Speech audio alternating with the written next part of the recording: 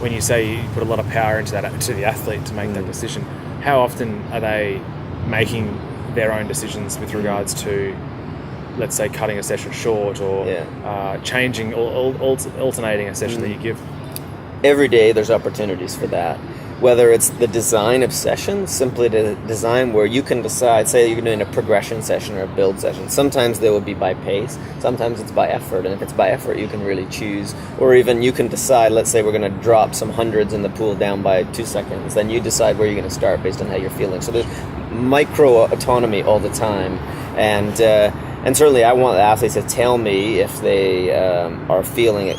Unexpectedly fatigued or soreness or pain, but I also watch, so the autonomy is that they're an equal partner in the relationship and in their programs. They have to take ownership of what they're doing. So again, it's not just following a plan to some outcome. It's adjusting, changing as required. So the whole thing has to be fluid. And for sure, I'll watch and tell them what I'm seeing. Usually, you can see before that they won't say they're tired. You'll see they're very tired. But sometimes you still, you get through and you have great training. But you've got to constantly be monitoring that. And they have to learn how to do the same thing, right? So typically with new athletes, they'll overdo it at the beginning. They'll try to impress their training partners or their coach, and they start to overdo it, and then gradually they figure out, I'm not going to last doing it like this. I've got to pace myself, spread things out. We want to be consistent every day, not superheroes every day. Yeah. So that's what they end up doing. One question I'm really looking forward to your answer to is, and I think a lot of it been asked this question before, but you're now no longer in a federation. It's your private business, and a lot of world-class athletes come to you. Now, Olympic year, you've obviously got competing interests with the athletes themselves. They might all want to be the best that they can be. Sure, yeah. But when you've got athletes coming 1-2 at a WTA at Abu Dhabi, for example, I would expect that they've got a very similar colour of medal come the second half of the year. How do you control that? How do you manage that on a daily basis with their egos and their expectations of you? Yeah, I mean, it's both not easy and not that difficult either. I mean, I think they understand that we come together, and together we're more than we could be individually. So they do understand that collectivity to it. But the most important thing is treating people like individuals and knowing what makes them tick, who they are. And for example, Rich and Mario don't actually do that much core training together. So they're able to operate within that environment where they don't actually go head-to-head very often. And when they do, they're pretty controlled about it. But we still operate that way, so that they have individual differences. They need to train differently, and they see that, and they know that they're not being made to do what's good for the other, kind of thing. And it's the same with the others across the board. For a group like this to be successful, each individual has to be seeing success. It's not enough to just see your mate doing well, right? Everybody has to see that they're progressing, and when they see that, then they can focus on that. Of course, they get challenged and pushed by their competition, as you say. One way we get around it is, and we've gone a little bit on both ways on this in the past, but really only having one per country per sex. So in the last year we had 2 American women, for instance, and it created a different kind of tension. Although in the end, the outcomes were okay and they weren't affected by each other. At the end of the year, we changed that, though. So now we've only got back to 1. And I actually think it's a better dynamic.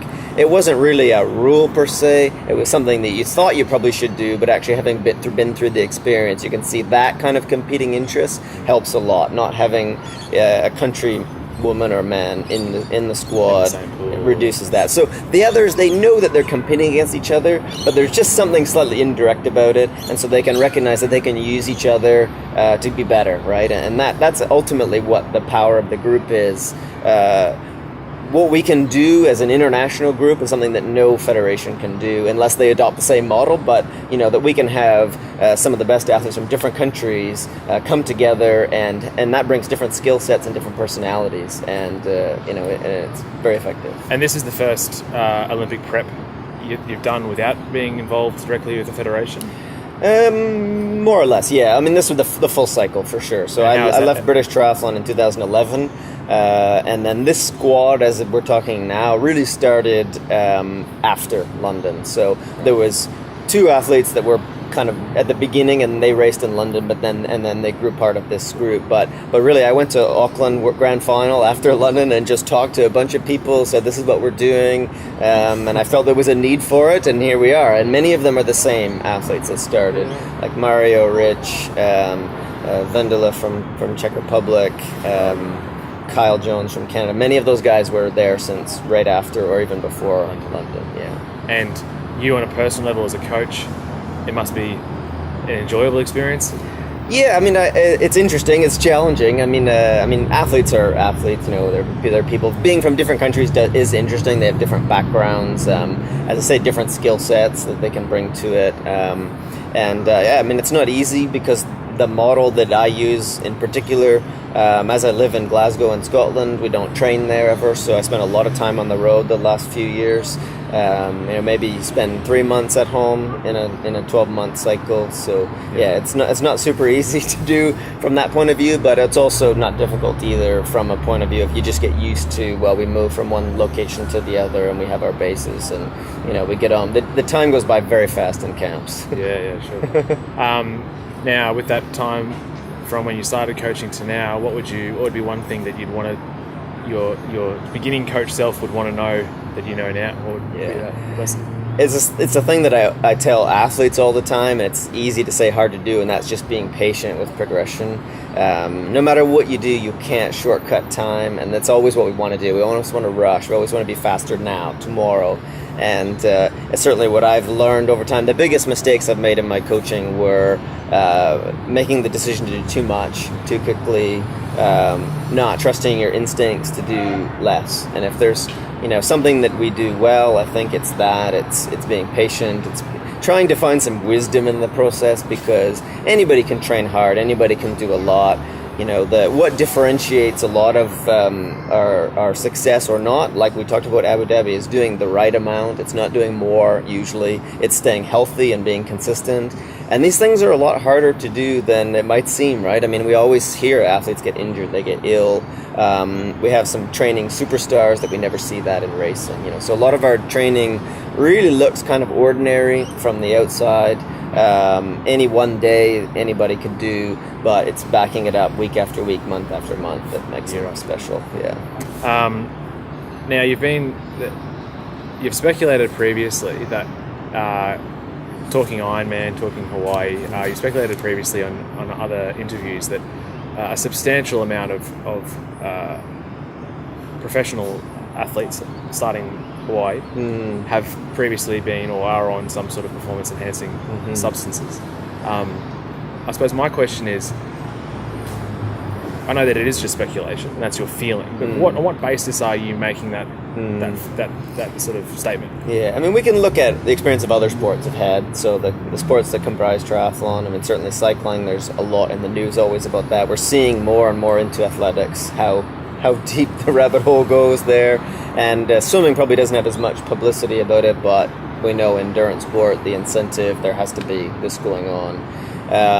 So partly it's the cultures that our sport comes from, and that's where triathlon is perhaps in a slightly better position than some of the historical sports there, where we might not have such a strong doping culture, if you like, that it appears triathlon, cycling certainly had for many years, and debatable now, and you could say the same in athletics, So I don't think we have quite the same culture of this is what it takes to be successful. Sure. However, it would be naive to expect that this hasn't come across, and we have seen some positive tests, even with the very limited testing that is out there. We can see, just the disincentive is not strong enough just from a getting caught point of view. You could make the argument that much of the testing that's actually happening is really more a IQ test than it is a sophisticated test that's gonna catch athletes that are really trying to cheat in a sophisticated way. It doesn't appear to be the case. There's not enough out of competition testing. There's not enough passport testing. And particularly in long course, many athletes are not in their country's testing pools. I think Germany is one that's pretty strong with long distance testing pools, but many it's hardly existent at all. In Canada, if you go from an elite short course athlete to long course, sometimes you drop completely out of the testing, for example. So that infrastructure is much more focused on Olympic sport. And so by default, then a lot of that testing is going to fall away. Now, WTC is the owner of Ironman. They have a testing pool, but they also have a huge conflict of interest there. And that, those questions have to be asked, and they will try to make themselves independent, but still, you have to ask that.